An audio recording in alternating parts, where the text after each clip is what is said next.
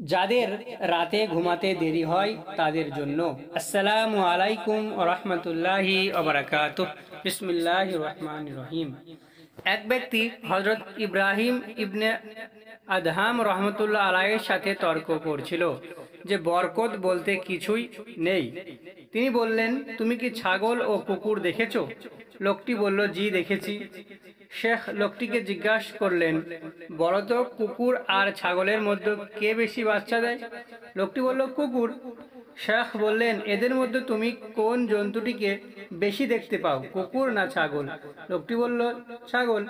শেখ ইব্রাহিম ইবনে Adham রহমতুল্লাহ আলাই বললেন, ছাগলকে জবেহ করে হয়, মানে জবাহ করে খাওয়া হয়, এরপরও ছাগলের সংখ্যায় বেশি দেখা যায়, কমে না। এটা কি বরকত নয়? লোকটি বলল, এর কারণ কি ছাগলের মধ্যে বরকত হয় আর কুকুরের মধ্যে বরকত হয় না? শেখ বললেন, ছাগল সন্ধ্যায় হতেই ঘুমিয়ে যায় আর ভোরে জাগ্রত হয়। এই সময়টাই হয় বরকত, রহমত ও বরকত বর্ষণের মুহূর্ত, ফলে তার মধ্যে বরকত হয়। আর কুকুর সারা রাত জাগ্রত থাকে, ফজরের আগে ঘুমায়, তাই সে বরকত থেকে বঞ্চিত থাকে। একটু চিন্তার বিষয়, নবীজি সাল্লাল্লাহু আলাইহি ওয়াসাল্লামের সুন্নাত হলো এশার নামাজ পড়ে ঘুমিয়ে যাওয়া, শেষ রাতে জাগ্রত হয়ে তাহাজ্জুদ পড়া। কেননা আল্লাহ রাতের শেষ তৃতীয়াংশে প্রথম আসমানে নেমে এসে বান্দাদেরকে দোয়া করার জন্য, ক্ষমা চাওয়ার জন্য ডাকতে থাকেন।